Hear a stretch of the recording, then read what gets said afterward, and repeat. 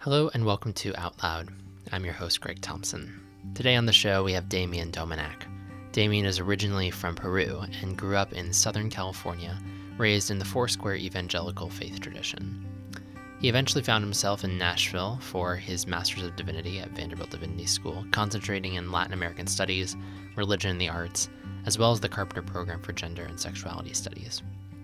Damien is a founding member of the Audre Lorde Project's TransJustice in New York City, and collectively organized the first ever Trans Day of Action for Social and Economic Justice in New York City. Damien has also worked in the hospitality industry for 15 years, from the Gramercy Park Hotel restaurant in New York to a spot I'd love to visit called Pinewood Social right here in Nashville. Damien identifies as queer, and his gender pronouns are he, him, his. As our conversation unfolded, Damien described a hope-filled sense of faith from his earliest memories as a child through today, with a focus on spirituality and embodiment. He reflects on his Afro-Peruvian heritage, as well as embodied memory, which has become the focus of his studies of Peruvian culture, and how dance has been a form of worship for centuries and continues to be today. Before we dive in, I just want to take a moment to say thank you to our Patreon supporters who are helping finance the production of this season. If you like what you hear, become a patron. At just $15 a month, you can get exclusive access to unedited episodes of the show, just like this one. And now, let's hear from Damien Domenack. So, thanks for coming on the show, Damien. I'm excited to chat. Yes. What I want to start with is a question that I've usually started with folks, is kind of just talking about, broadly speaking, your identity. And so you identify as queer, which I always like to make sure we kind of break down terminology right out the gate. And that being queer means that you're fluid as far as who you're attracted to. But I'm curious, what does being queer mean to you in a definitional sense, but also just more in like, what does it mean to you personally, culturally, day to day? Totally. I get that. Yeah. So queer identity to me, so I basically I came out in like late 90s. And in the late 90s, queer was generally a new term that we were owning, we were reclaiming. And that meant owning the spectrum of what it is to be LGBTQI. Those LGBT was around, QI wasn't really included. And so creating an inclusive name to call our sexuality, because we're not just gonna be binary about our sexuality when we're not, right? Mm-hmm. And so there was, at the time when I was struggling with the term lesbian or gay, because lesbians at the time called themselves gay, right? And so there was this interchange of names because there wasn't a language, right? And so queer came along, and it spoke to the fact that I'm non-binary sexually, right? And so for me, I was like, well, is that bi? But bi was it's such a, then and now, it's such a controversial term, name, and all kinds of things. I mean, people are reclaiming that every day with bi, pan, fluid. I consider myself queer and bi, pan, fluid, because to me those are, in my experience, those work for me. Can you explain the difference between the two of those for folks that may not know? Bi, pan, fluid, in my experience, what I understand as far as what it is also being queer.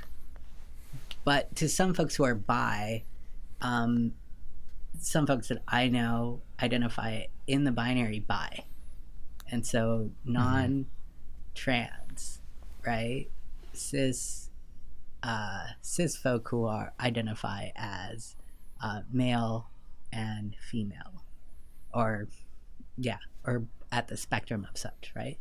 And then there's folks, when I was coming out as queer, I was like, oh, does queer mean that you're attracted to trans folks too? And yes, it's all inclusive, right? Yeah. And so it's technical in that way, but it's also not. There's folks who are like bi, pan, fluid, pansexual, and fluid, who are like, actually, I'm attracted to everyone, and I want to call myself bi, pan, fluid. I'm also queer. Yeah. So the umbrella term queer you can also identify as the umbrella term bipanfluid. Okay. Right? So they're interchangeable, but because generationally, and we're in an intersectional time, intergenerational time at that, right? Where folks are just learning this language, right? Even in my generation, depending on what region you grew up in, what communities you came out in, and all of that, there is a lack of language. And again, an understanding of like bi means cis, attracted to both binary genders, right? Which to me, I'm like, well, can we break that down? Right? But again, it's how everyone identifies personally, right? Self-identification. So that's why for me, I'm queer and also bipanfluid. Yeah. No, I appreciate that, especially the generational piece. I think is really important. It's something I've noticed more and more of, for sure. So you grew up in Southern California, born in Peru. Yes. And I'm curious, what was your faith like growing up there for you and within your family system? Well, let's see. We moved from Lima to Southern California when I was 6, and one of my fondest memories of going to church was in Lima. Actually, it was we went to an evangelical Christian church, and it was like in 1986, and there was a huge push. The evangelical church was present in Lima. They were like, we're saving souls, we're bringing it, Roman Catholicism is here, but let us show you this new birth, right? All that.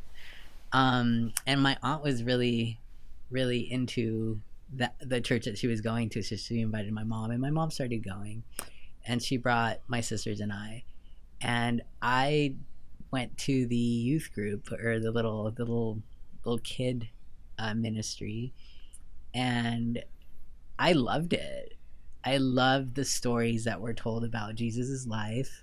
I love the idea of sharing information and sharing stories, but mostly sharing hope. I remember one story specifically about the love that Jesus gives and how we should love like Jesus, and how that offers a type of something to look forward to, right? Like, I look forward to seeing you every day because I love you. It's basic like kid ministry, right? Because I think I was 5.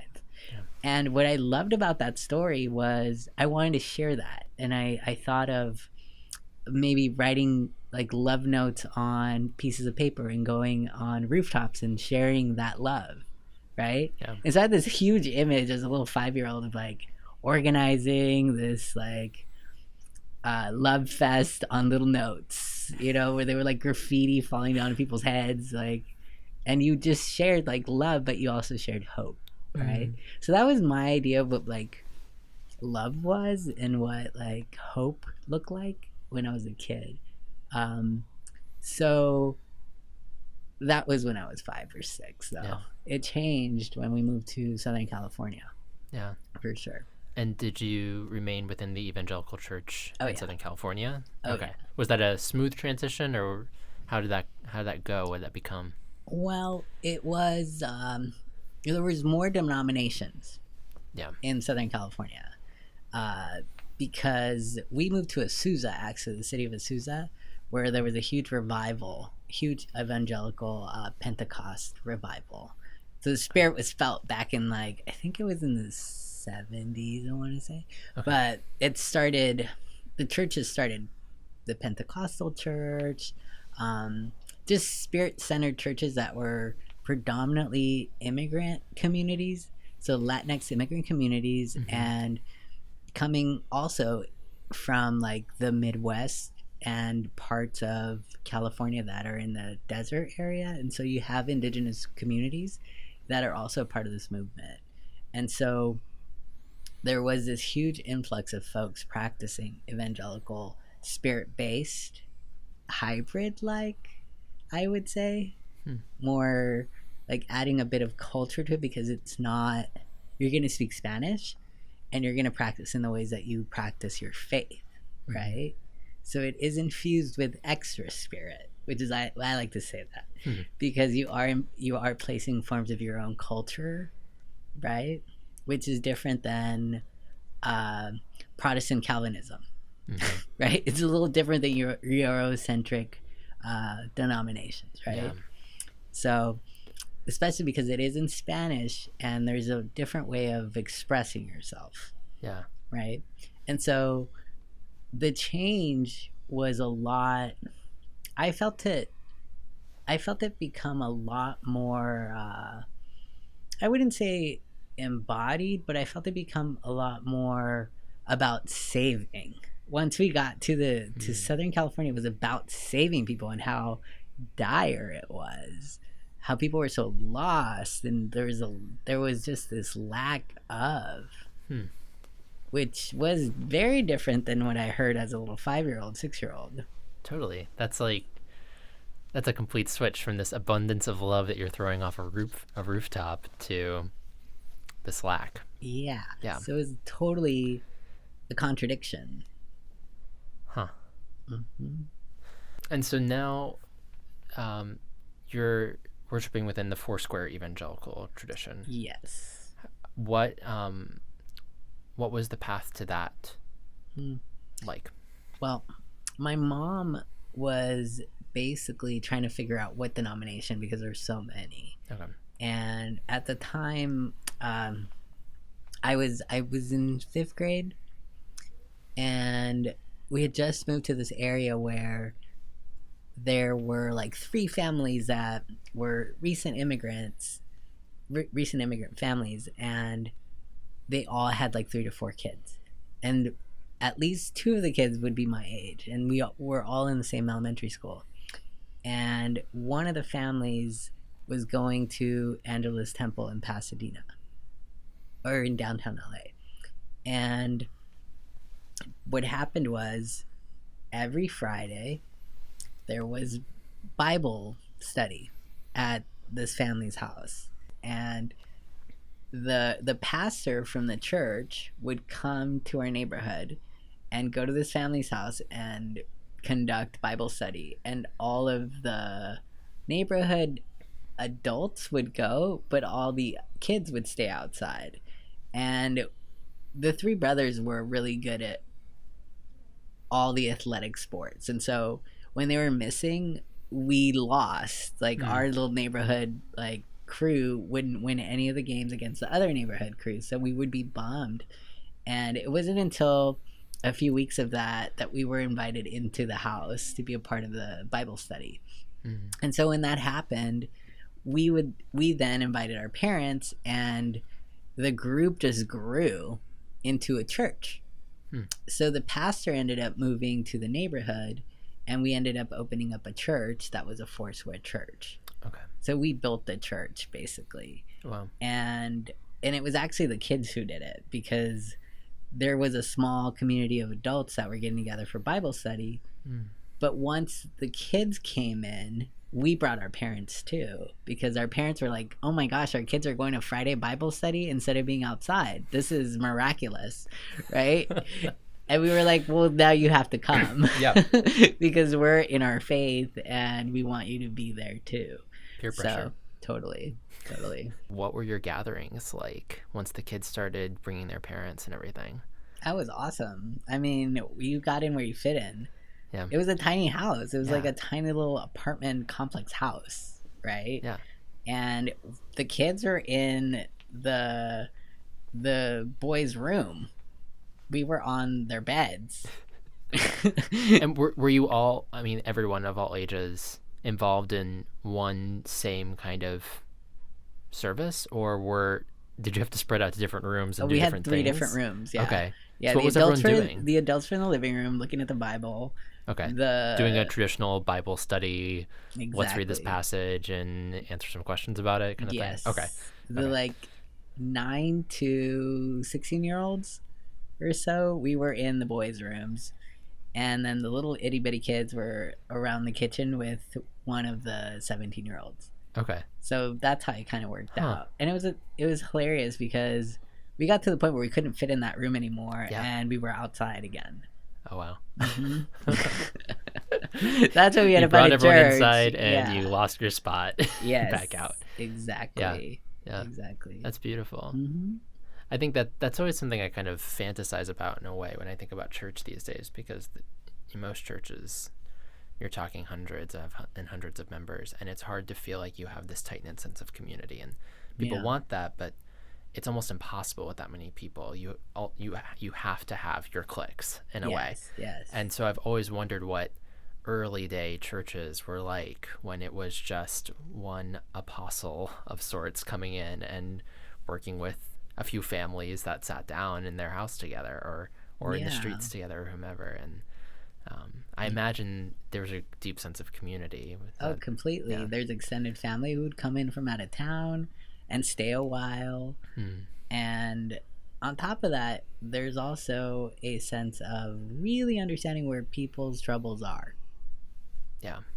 And how exactly a community could come together to not only lend a hand, but also hold space, hold emotional space. Yeah. Right? And I think that is really important. I know that there was there's been a recent push to have home churches exist again. Mm-hmm. Or maybe there's a need. Yeah. But just to have like an intimate space where folks can share and not feel like they're amplified when they do. Yeah.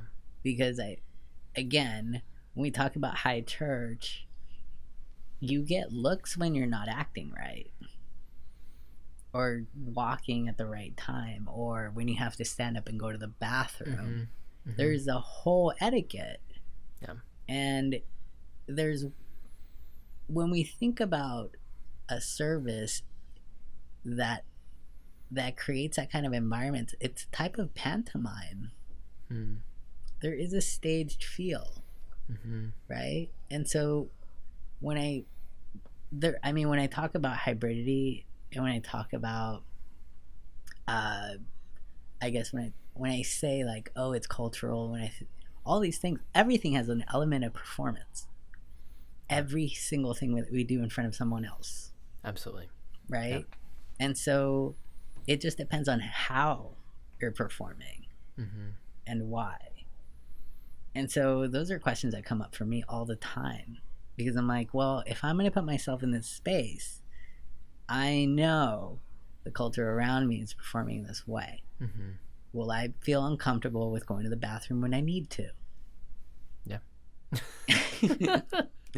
Basic bodily functions, because I know that one of my most important values when it comes to being in a place where the divine is being exalted is my body. Right? Yeah. I mean, if we can't see the divine in someone else or in ourselves, what are we doing? Yeah. If I'm going to suppress my bodily functions because I'm in a place of divinity, but it's not me, I don't think so. Yeah. You know? Yeah. Yeah. Yeah, I'm just feeling like you can't get up and move because an usher is going to tell you to sit down, or it's not the right time in the liturgy. You can get up and move when the music's playing because that's less holy. Because it's an opera. It's an opera. It's the opera. Go to intermission, okay? Yeah. Well, and I think too, you reminded me of what I wonder musicians feel like being. I think about this here in Nashville, like the difference between seeing a show at the Bridgestone Arena where there's 16,000 plus people and and the performer is this tiny little dot in the middle of the room, versus going to a bar downtown or in one of the neighborhoods around here where it's a crowd of 30 or 40 people, and how much more relaxed the musicians are, how much more they joke around, they can read the room a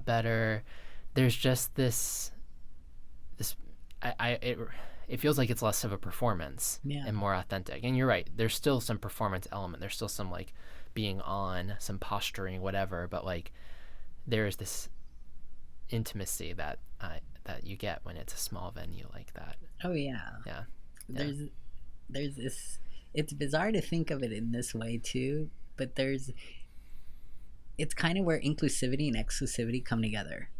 Because you know that there are folks who are not present and taking in the story, and you're like, I feel lucky, I feel grateful, I feel so blessed to be able to take this in this small community, right? And yet you're also like, but anyone could walk in here actually, right? So there is this mix of like inclusive, exclusive that happen in those moments, which I think is what I know I strive for in community and ministry, which is one to me, right? Absolutely. So where did your faith take you next? What was the next step? Was this after you graduated high school or college? I was already challenging notions, so I had already asked all the big questions come freshman year in high school. Big questions of faith or big questions of sexuality or both? Big questions of faith first, because in my honors history class, our Jewish professor, or I always call her professor because she was very much like a professor and rigid in academically, right? She pushed us hard. So my teacher, she took us to 6 different places of worship from 6 different religious practices. And so we were in downtown LA at a Buddhist temple. We went to a Orthodox Catholic church that was Russian. We went to a Jewish temple. We went to a synagogue, which is a Jewish temple, I think, right? Yes. I said it twice. All right, so counting that twice. Yes. Well, we went to 6 different places, I should say. But we went to all these places, and I came back with knowing that the theology I was listening to every Sunday, every Friday, and sometimes Thursdays was one path theology. And so there's only one path, and it's Christianity.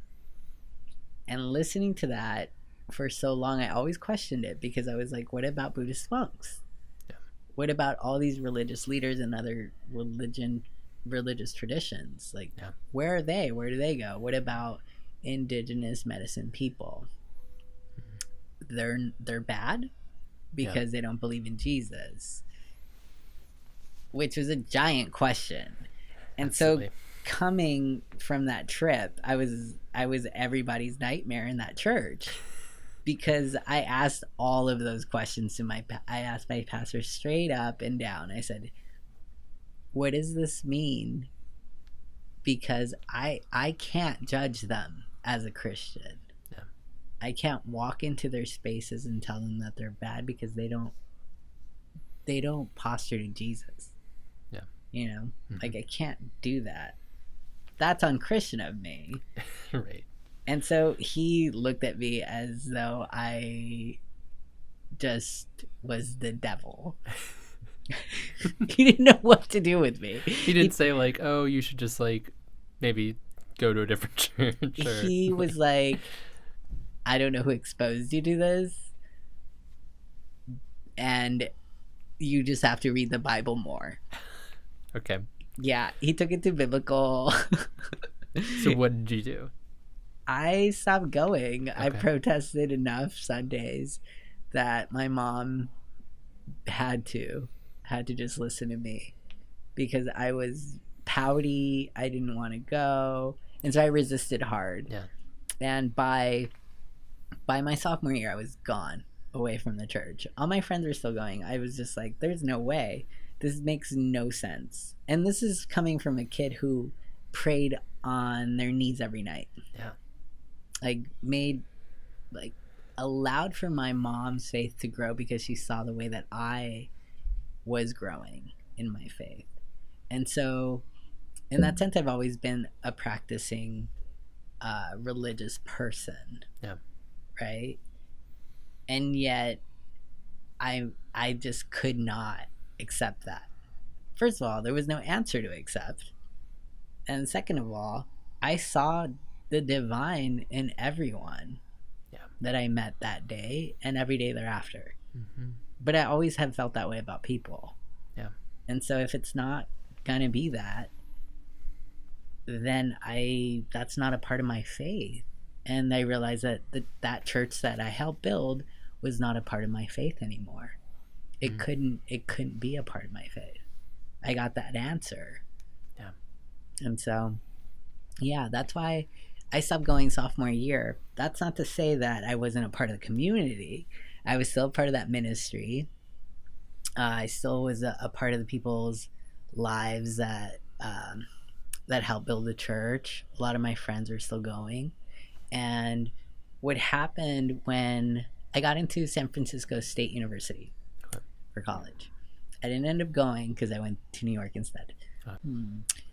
In New York, I did not find a home church at all whatsoever, and I wasn't looking. Honestly, I found church in the LGBTQI community, and specifically in the trans and non-binary, gender non-conforming community.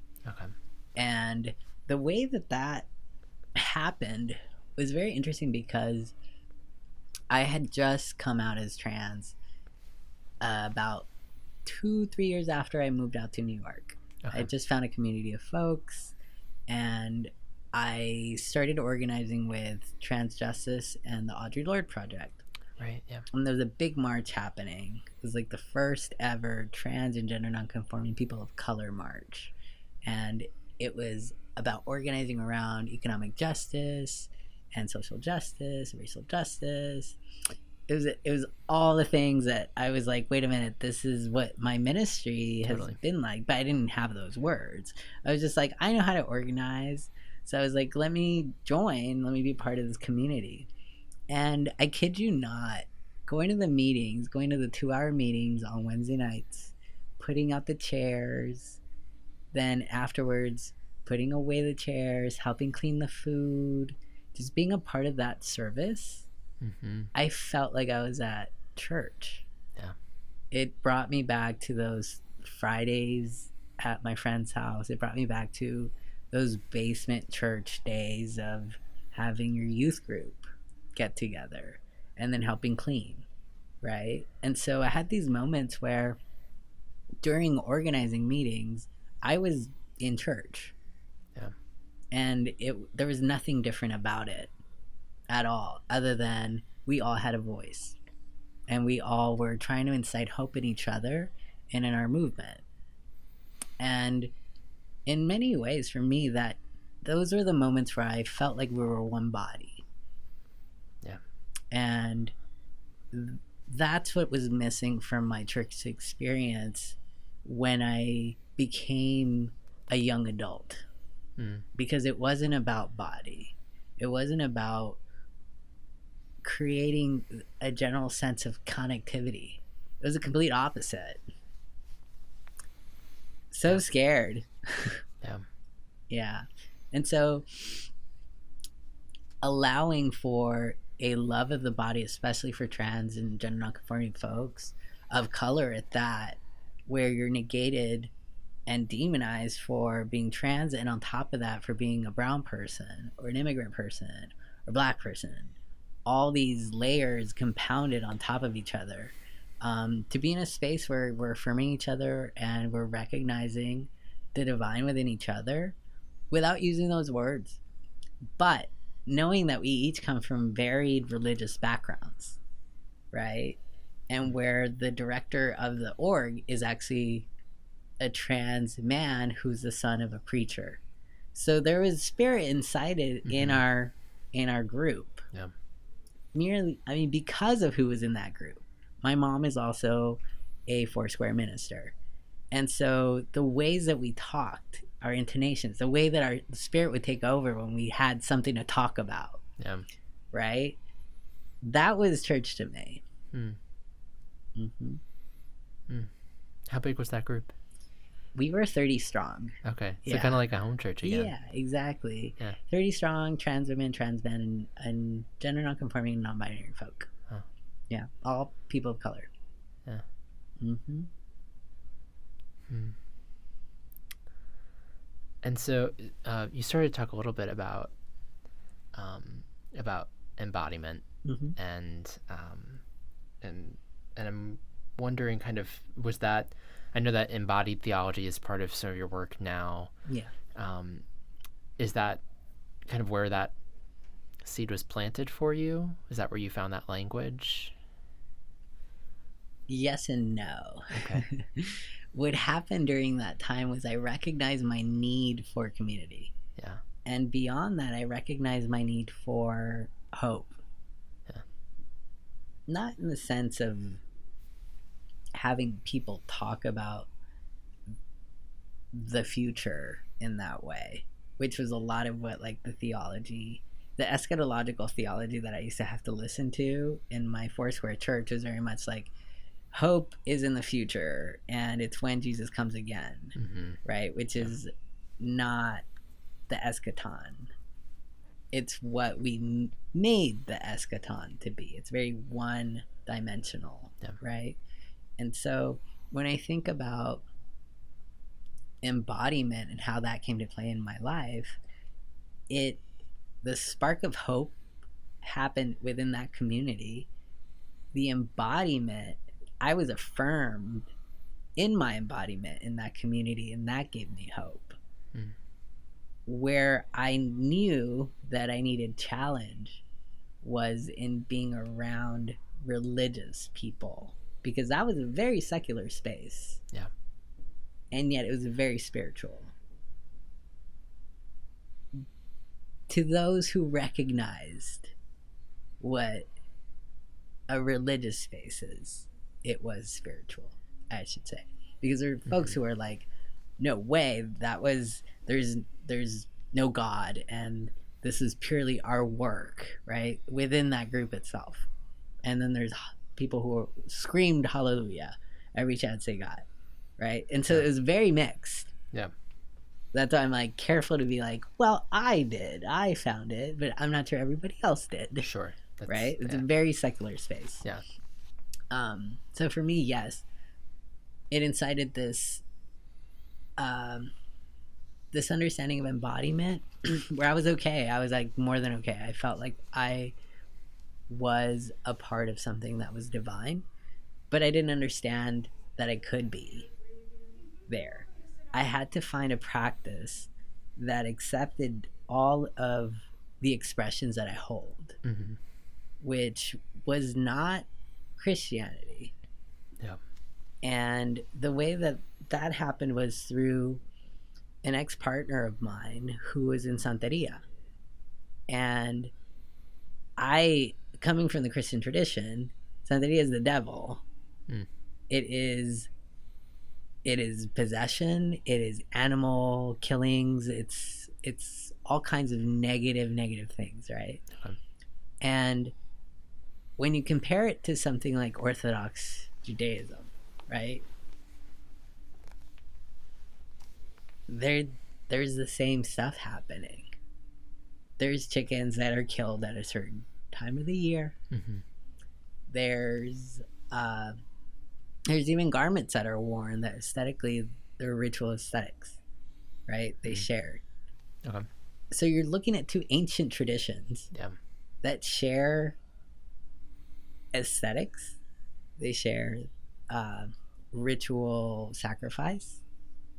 And yet one is demonized and the other is a part of society. Isn't questioned, right? Mm-hmm. And so again, if you look at the racial,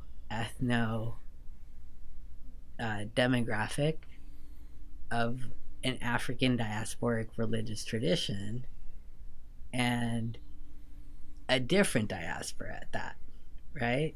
Which is the Jewish diaspora. Mm-hmm. there's a difference with who gets demonized in which ways. Both have been. Yeah. Big time. I'm not negating one or the other. They're both negated. They're both demonized. And one isn't talked about. One is completely erased.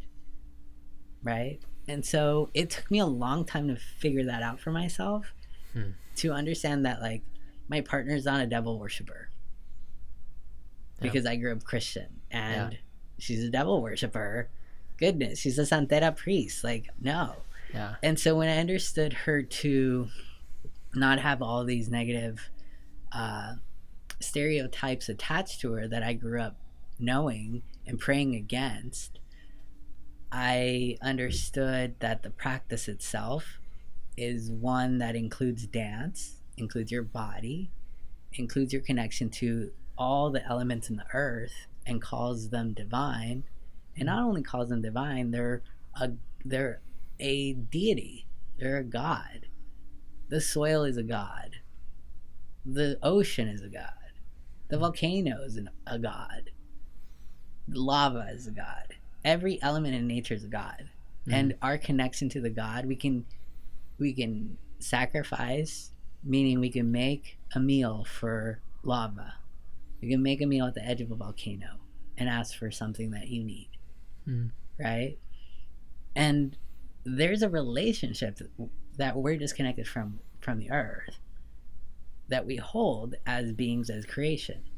And that to me spoke volumes as to the connection I feel with people, let alone with the earth. Right? And so I was like, that right there is something I have not been allowed to know, is that connection. And so that's what drew me to the practice, was the fact that it not only allowed me to be a part of a physical body of people, but a part of the physical body of the earth. So that in itself, I was like, wait a minute. Like, it's bigger than just us who talk to each other. I know the ocean talks to me. The ocean's been talking to me since I was a little kid. Right? And so understanding that aspect of spirituality, that it does, it includes the earth, was so important, and what drew me in.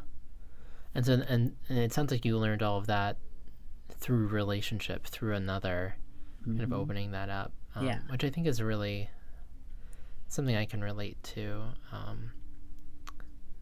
Because my boyfriend's atheist, and so it's when he told me that on like our third date, I was like, wow. Oh, okay. And my heart just spoke.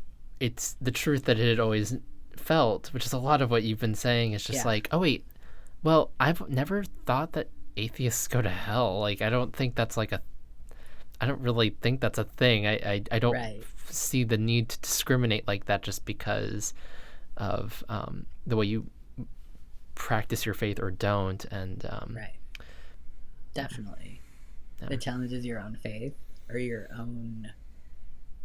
We all judge. I think that's the false. I guess the false social. And a false social assumption is that we don't judge people.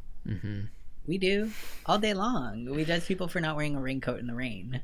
Like, that's how we judge people. Yeah. I mean, you observe things and you think things about what you're observing. Exactly. And that comes with judgment. Yeah. It's called shade. Yes. And along those lines, we do what we hear, we believe, especially in a place of worship. Especially when you're open and you trust people and you're young and you're being formed. You're in a formative community. Those things stick. I mean, I still hold the pillars of my Christianity firm. The values that I hold are from those pillars. And yet I trouble them and I challenge them every day. Absolutely. They become part of your identity, for sure. I was thinking about this even just with like music again, but like, you know, music you listen to as a child sticks with you. I mean, and you hear it. I was cooking in the kitchen last night, and a Michael Buble album came on from 2007, and I know every word to that album, and it just poured out of me as I was just doing the dishes, and I'm like, I have not listened to this in a very long time, and I know every single word, and yeah, I mean I think it's the same with our education, but also our faith, and these are things, whether or not you still, you know, maybe now I hate Michael Buble, but like, and I don't, maybe, but it doesn't mean it's not part of what formed me in a way. This, you know, this faith that I grew up in, it's still part of the lens that I'm kind of viewing things through, and maybe making judgments off of or not. But exactly, and you bring up a really great point, which is something that I write about, I talk about, and I'm totally about, is embodied memory, right? And how it works generationally. And when I write about dance and diasporic religious dance, and what I understand is a divine expression that connects generations to each other, it is this repressed trauma that is released through movements that are calling out different deities and energy. And through that release is where you find connectivity to power and to affirmation of self, right? And so even in listening to Michael Buble, right, there is a sense of ownership over the knowledge of that time, of you in that time, really. Yeah. Right? Yeah. There's this sense of memory and the sense of affirmation. So the same with dance, except there's a lot more tied to it depending on the identity. Yeah. So I'm curious, talking about dance and this embodied memory. Yeah. What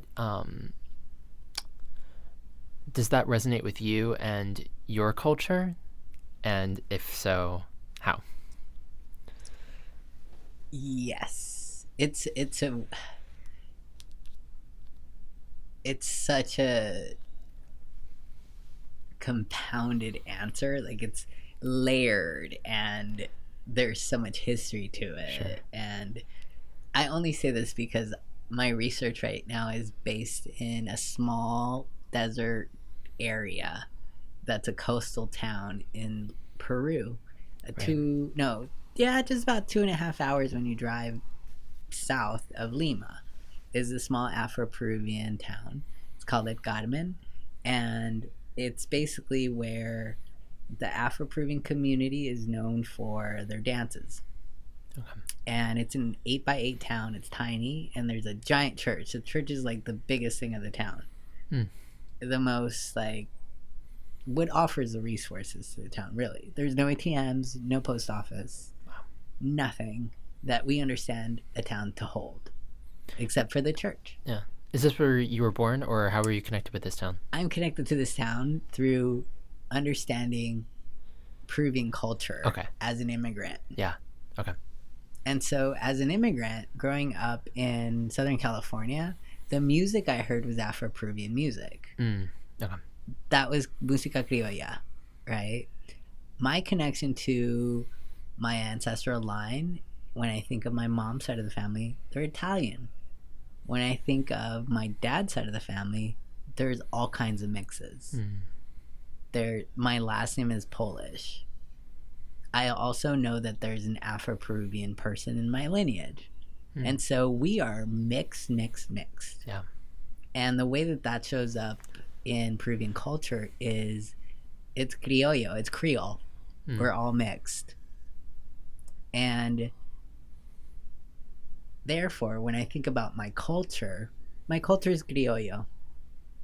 I understand myself to be mixed, both Latinx and European. no matter what anyone says. I'm like, Latinx, that means European and all these other identities, right? And relating it back to dance, when I had the opportunity to think about what I wanted to express in my thesis or in a project that centered religion, theology, embodiment, which is what I know spirituality to be, I decided to go to what makes me cry, what really impacts me emotionally, which is Afro-Peruvian music, the drumming, the dancing. There's something that just pulls me, and I don't know if it is generational memory for me, but there's something that calls me. And I needed to look at that and understand it, but also allow others to see it as a form of religion, because it is to me.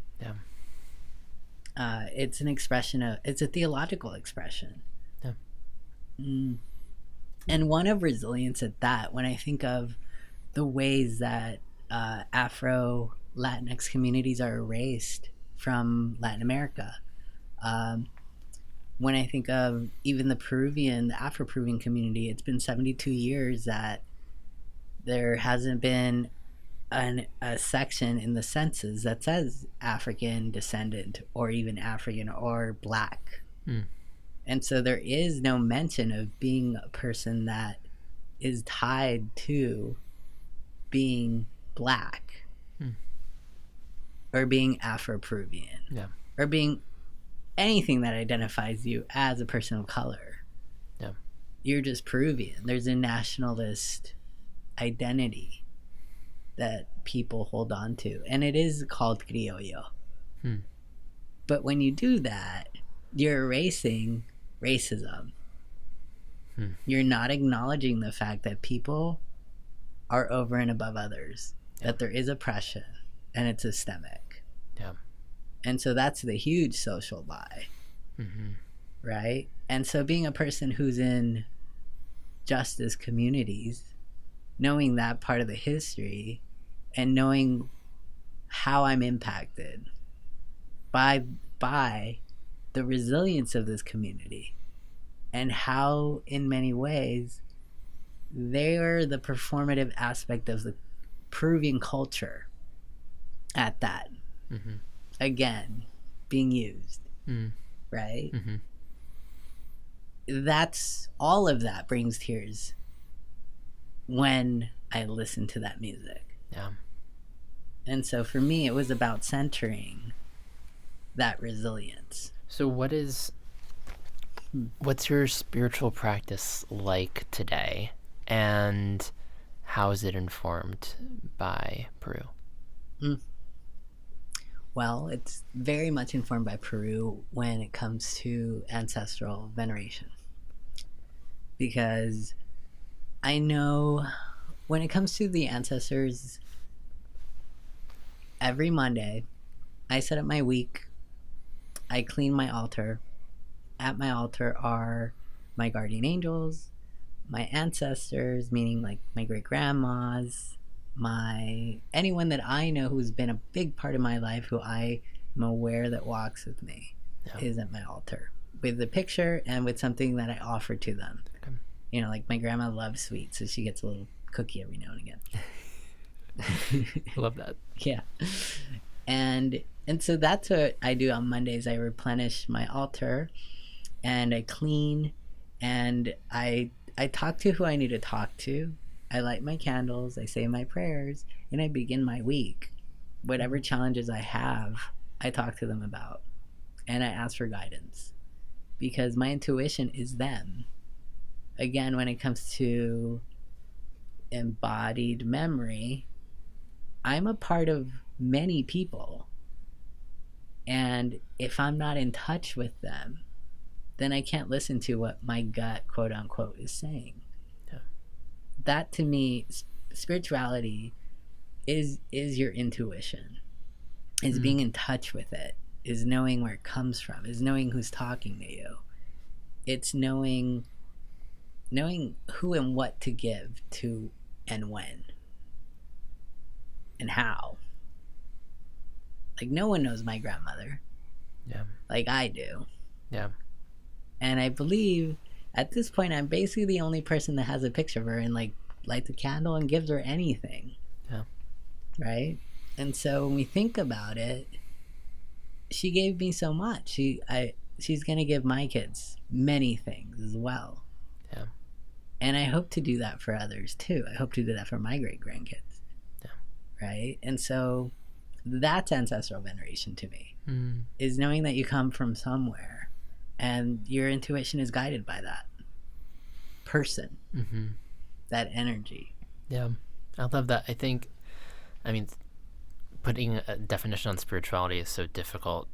A word I keep going back to is connection, and I so often ground that in just connection to the people around me in this present moment. Yeah. But you bring up this depth of the connection to our past that in is, our present. Yeah. Yeah. And in our future. Yeah. Because I'm talking about going through my week with them. Mm. Yeah. Acknowledging them on your Monday so that you remember to acknowledge them throughout your week, knowing that they're accompanying you. Mm-hmm. And even what you just said about great-grandchildren, that like you want, I mean, you're inheriting part of their spirit that you're going to pass on someday. And that you pass on now to all the other people that you're around too. Mm-hmm. Yeah. Yeah. That in so many ways is like what I understand to be hope. Mm. Right? And if I were to have that definition, if I were to have had that definition as a kid, like, I think I worked towards that definition as someone who found practice in spirituality. And I didn't have the definitions. I didn't have, let's say, the structure or the framework, but I was guided to it. Yeah. I deeply feel that way. I deeply feel like I was guided there. Yeah. Yeah. So when you look back on 5-year-old Damien bringing up hope again, what is what does that look like for you today, day to day, spiritual practice or just in your work? Well, I still organize. I still do a lot of community work. I mean, it's so funny because at different points in my life, it's looked so different, right? Like organizing marches and being out there in the world and spreading the news, spreading love in various ways. And today it is about, I run affinity groups. I'm involved in a lot of different forms of community. Yeah. And it is connectivity. And it's also, there's this, when you talk to someone and you're able to be present, I think that to me is showing that hope, that love, because I couldn't have been, there was no way of not being present as a child. Yeah. I was present, live and direct. Yeah. And not weighed down by the culture or the worries of the world and all that comes with. Absolutely. I was ready to receive. Yeah, yeah. I was ready to receive. I was ready to take it on and then move on and give to others. Yeah. Right? And so when I think of my 5-year-old self, I try to make that 5-year-old proud by continuing to have that openness when I meet anyone. Yeah. Is bringing presence, not a presence of above and over, but one that actually sees the person who's looking back at me. That's the most important thing. And what's your community like today? Oh, such a mixed bag. That's fine. I love it. It's everyone. Very queer, very trans, a lot of religious leaders, a lot of secular folk. What do you mean when you say secular folk? Oh, like, don't talk to me about religion. Okay. Yeah, secular isn't like anarchist, Okay. radical, yeah, just don't ascribe to any form of religion Okay. or spirituality, or just humanists, right? Yeah. And yeah, I have been in queer community for a long time. I think almost 18 years, and that has been a part of my community. Totally. That the humanist aspect of understanding why we're here, and not using words like faith, religion, because there's a trigger words for a lot of folk. Yeah. Yeah, they are. And so, yeah, I feel like it is about having a sensitivity to language with having such a diverse community that I hold, that I'm a part of, because I still talk to a lot of folks from like my years in New York, growing up in California, and now in Nashville, and in Vancouver where I went to film school, and in Peru, my family. And so there's a diversity there. Absolutely. And speaking and listening to folks, it takes a lot to translate and to understand what words actually impact people differently, right? And when I talk about religion, I don't. It's coded a lot of the time. Definitely in queer community, I don't use a lot of the religious words. Not even faith. Faith is a bad word sometimes. Yeah. What do you use instead of faith? What works? Believe. Okay. What do you hope? Yeah. Hope and believe.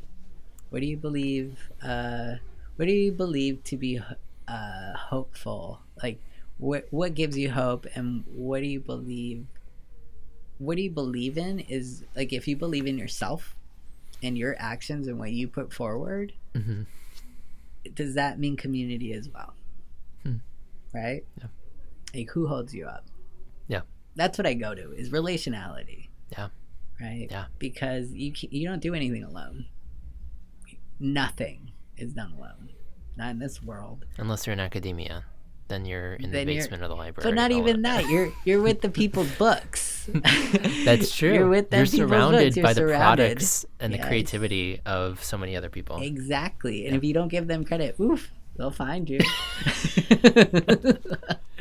That's a beautiful point. That you really are never alone. You're never alone. Exactly. That's great. A big thanks to Damien for coming on the show today. You can find him on Instagram at Damien-Pascal, and like always, you can find that link in the show notes, as well as information about the religious traditions, spiritual practices, and theological terms mentioned throughout this episode. Out Loud is recorded in Nashville, Tennessee, and is hosted and edited by me, Greg Thompson. You can learn more about the show at OutLoudStories.com and on Facebook and Instagram at OutLoudStories. And you can help support the show by contributing monthly to our Patreon page, which gets you exclusive access to unedited episodes of the show. Just visit patreon.com/OutLoudStories. On our next episode, our season finale, we will hear from Emily Joy. Please share the show with someone as a way to start a conversation. Thank you for listening. Go in peace.